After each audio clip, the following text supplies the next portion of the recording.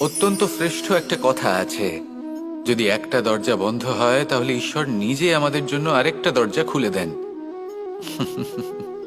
কিন্তু কিছু মানুষ আছেন যারা এটা ভাবেন যে আমার সাথে তো এরকম হলোই না, আমাদের জন্য তো কোনো নতুন দরজা খুললো না, কোনো নতুন পথ আমরা খুঁজে পেলাম না।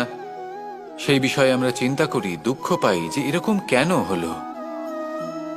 কখনো কখনো নতুন দরজা উন্মুক্ত হয়, কিন্তু পুরনো যে বন্ধ দরজা আছে তার সামনেই আমরা দুঃখী হয়ে বসে থাকি, আর এমন ভাবে বসে থাকি যে নতুন দরজার দিকে আমাদের চোখই যায় না। কখনো কখনো ঈশ্বর জেনে শুনেই আমাদের জন্য নতুন দরজা, নতুন পথ উন্মুক্ত করেন না, কারণ তিনি চান যে আমরা যেন পরিশ্রম করি, কর্ম করি, নিজেকে আরো বেশি শ্রেষ্ঠ করে তুলি, সক্ষম হই, আর নিজের পথ আমরা নিজেই খুঁজে নিই।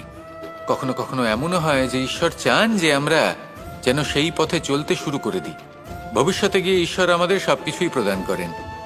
মনে রাখবেন, যে ব্যক্তি নিজের বাড়িতে এসে নিজের দুঃখ নিয়ে বিলাপ করতে থাকেন, সুখ তার দরজায় পৌঁছে গিয়েও বন্ধ দরজা দেখে ফিরে চলে যায়।